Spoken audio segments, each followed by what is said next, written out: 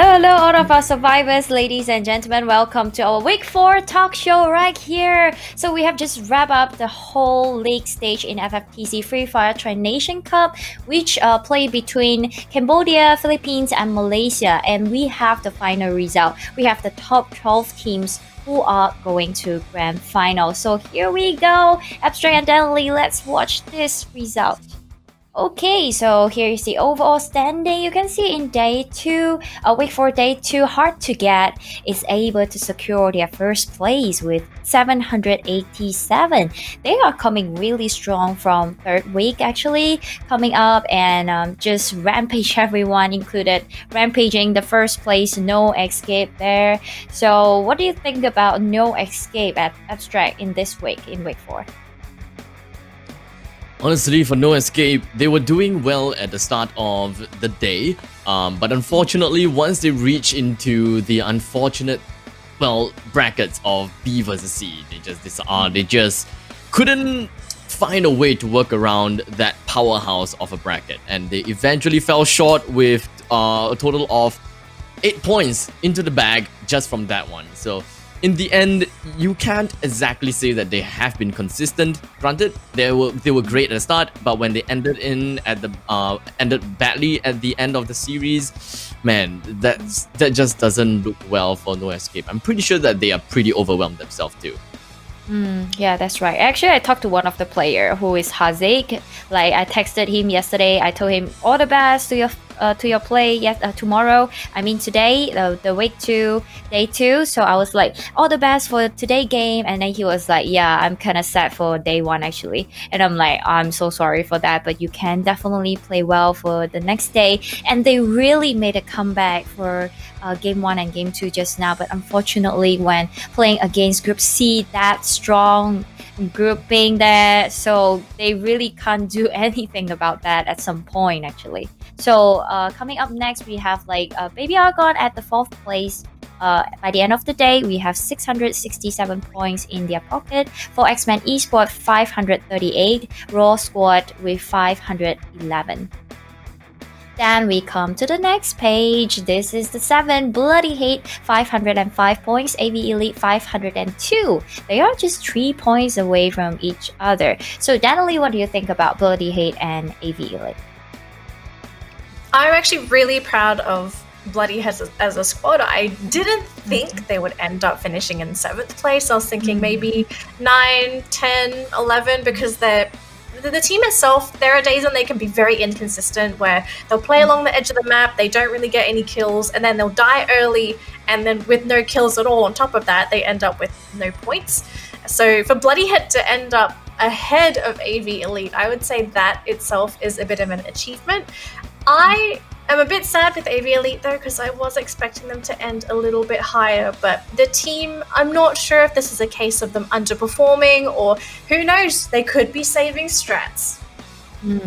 Right, I understand that because all the teams at the top, they were on fire in these 2 weeks. A lot of teams, included No Escape, those best team, they are still hanging tight right there, don't know what to do, you know. So everyone is like was overwhelmed with that as well. So AV Elite, congratulations as well. You are still at the top 8. That is something that is called an achievement actually. So number 9 as well, we have Legend Rumble with 499 points ending up, and LCMY Boss Crew 482, AXA Dream Team and Supreme Assault Forces, both Philippines team, they were on fire as well since last week with it's really a good result because they were actually in the lower bracket, you know, in week 2. But right now they are at the top 12. I am proud of that. Congratulations with 432 and 431, 1 point away. And then we go to the last bracket. I'm so sorry for Eclipse and Gregory because they can't really have a little chance of squeezing into top 12. They were so close from each other. From 11 to 14 placement, but unfortunately they're not really performing today, and they got 416, end up with 411 in Gregory. And then last but not least, we have Special Army MY and Genesis All-Star coming up at the end. Alright, we're gonna be looking at week 4, day number 1 as well as day number 2. Of course, we would definitely have got big games going on about, and the one that we're looking at is auto knockout, or else, I can't exactly remember how well, my memory is day 1 or day 2, but either way, auto knockout has been doing pretty darn well. Baby Argon has been doing darn well. This, I remember very well, was day number 1. We were kind of questioning, what the hell was Cal doing there all alone? I don't think we ever figured out the mystery as to what was happening, because he just sat there with his pan, you don't see me. You do not see me. Yep. It was very strange. Honestly, to Special Army, like this kind of teams, I am pretty nervous for them every time when they encounter Baby Argon and AKO, such teams. How you can play well in that, you really just have to focus, So yeah. This is the moment when we kind of called out Genesis All-Stars' mistake. Running about with drop the beat as well as the melee weapon is not something that you will want to do if you know that, there are definitely people around the building, or that you have just concluded the fight. Don't just immediately throw caution into the wind. Always play it safe. I realize that a lot of players do love to pick up their wield their melee weapon and drop the beat just so that they can have that increase of movement speed. Sure, I can give it to them, but not in the middle of team fight, or not after concluding a team fight which has not really been concluded just yet. Yeah, it just seems that they want to try and maybe reposition themselves into a safer spot, but you're so exposed when you do it. It's so risky. I remember you sort of pointing out this one. You were questioning, why would you put yourself in that kind of position to get shot down on the side of Bloodyhead? So we actually saw quite a few mistakes in terms of positioning for day 2, because we saw a lot of needless picks, and I'm not sure if it was a case of everyone trying to play more aggressive, maybe hoping that they could pull off these risky plays to be able to secure easier kills later on in the line. I believe this was the series, was it this one? No, it wasn't this one. I'm trying to think of the crazy series where AKO got the, I wouldn't say free win, but AKO was not supposed to win their match in Kalahari. I think you know which one I'm talking about. Yeah. I know which one. I perfectly know which one. Day number 2, bracket A versus C. That's true. But I think Baby Argon actually plays super aggressive in these 2 days, like in week 2. So I don't know why. It's maybe, as Daniel say, as much as they can get from the money, So that's why they were starting to be aggressive. But they were still on point. That is what I'm impressed, Even they try a new skill, trying to be aggressive now, and they were still performing so well. Hi, Brent! Kamusta? Yeah. Hello, I'm doing great, thank you. So, about only you doing great and getting top 8 in this league stage. Congratulations for that. And yeah, today we are so lucky to have you here. Thank you so much for coming. We would really like to know a little bit more about you, because we know that you are one of the member from AV Elite. But can you tell us a little bit more about your own name? How are you? Where you stay in Philippines? Hello guys, I'm Brent Tolentino from Philippines. Right now I'm living in Marikina City. I'm 17 years old, by the way. Wow, that is super young. Well, you are doing a good job at 17 years old, You are super young and you are already at the top 8 of this leaderboard. That is crazy and insane. By the way, congratulations on that. But right now, we actually have a small playback and highlights on your team play. And we were thinking that is really good. So let's watch out a little bit. Let's go.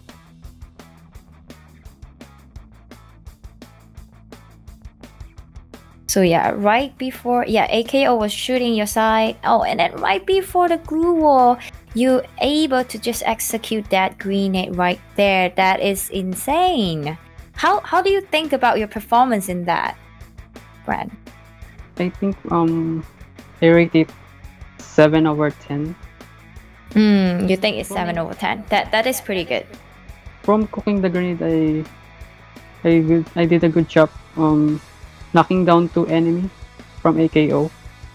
So But yeah, Brent, I would really like to know what was your team plan at that moment, right after the grenade launcher being thrown into the house, and then was your team like we just go in and try to annihilate the whole team, or you have some plan ahead actually? So that time we plan to engage the enemy, so we kill them, and we just wait for the circle to just keep moving. So we want to stay inside the circle as much as possible. Okay. So you actually have a plan about like you wanted to just stay in the circle. That was a good plan actually, because I saw some players was actually died out of the circle. So that was a good move, and congratulations on the top export in this league stage, Brand. And thank you so much for today. I hope you are doing well. And in Grand Final 18th of October, I'm going to cheer for you for this last game and last day for this top spot in top 12 for this league stage grand final. Thank you so much, and I'll see you. Bye. Thank you, Elsie. Thank you. Bye. All right. These are the 12 teams who are able to just make it through and squeeze into the grand final with 12 spots right there, getting the biggest chunk of 50,000 USD. I am super excited about that. And this is our grand finals date. By 18th of October, we will be having 12 teams, the top 12, playing 6 matches. So these are the date matches. They will only get a chance in a day just to get these 6 matches to determine who is the best in these 3 nations, ladies and gentlemen. Well, not to forget also, we will be having one special announcement on that day itself. If you wanted to know, remember to drop by at 1 p.m. on 18th of October. So, by the way, Astray and Danielle, do you have anything to wrap up? And as well, I wanted to ask, which team do you favor in this top 12? Abstract, you were like special assault forces. No, I don't know. I think okay. At first I was just randomly saying out a random name at the top of my head, and it was LCMI Bosku, because I think that I think they did something, and that's why the name just kind of got stuck in my head. But either way, you guys should know who my mini bias is, because looking at how they play the game, they have been really strong ever since week number 2. Even though they weren't in first place, I had my full hopes on them. They made it work out. They got number 1. They've got Batman. You know who I'm talking about. Of course. Yay! Cheer for the team that's in first. Very love for the underdogs. Hey. I think generally we are more of the underdogs team. So like, yay, Supreme Assault Forces. No. I'm sorry, I'm not cheering for Supreme Assault Forces. I do have 2 teams. Let me guess. Because you have been talking about them. I don't know. Would you like saying they will be champion or something? Is it really? I have 2 teams I'm a big fan of right now. Right now, okay. Right now. I don't know. And it's because they have kind of a redemption arc, because they started the league and they were just sort of, it was alright, but then towards the end of the season, I'm really happy with where they are. I'm actually really happy with Raw Squad. They played fantastic. I think they were in the bottom 4 in the first week. And then, of course, Legend Rumble, after seeing them play their first match for week 4, blew me away. These 2 teams, I think they have a potential to at least finish top 4. I'm not sure if they can win, because let's be real, the competition is really, really tough this year, but I do think they can finish top 4. Yeah, you're right. I think they actually just took like week 1 and week 2 as a little bit of warm up. They didn't really show up a lot, didn't pop out, and then suddenly week 3 they were like, they were on fire, and they let us know that even we were in the lower bracket. Now we are at the top 12, so we can make it through the grand final to get champion. That is possible actually. Definitely. Yeah. So yeah. We have just ended the whole league stage, and what do you think about grand final? What do you expect more, Abstract and Devilly, or you wanted to shout out to some teams like the best, Legend Rumble, something? I love you. I'm not gonna say all the best. I'm just gonna say all the best to every single one of the teams out there. You guys only have one thing to do, and the only one thing to do is to give me bloodbath. Kill everyone. I think that's fair enough. I'd agree with that, yeah. Okay, so yeah, we end with really great gameplays from these 4 weeks. We have seen a lot of miracles happen right there, surprises giving us jaw-dropping right there. So yeah, I am pretty excited about Grand Final. I wish that I have more goosebumps during Grand Final, honestly. It's like, wow, this team just shocked me with their plays in these just 6 games, 6 games are gonna determine who is gonna be the champion in Free Fire Tri Nation Cup 2020. So ladies and gentlemen, let's look forward on 18 October. Let's see who is the champion of the champion in this 3 nations. So we are signing off right here for this talk show in week 4, and I'll see you right there on 18 October. That's we are. Woo!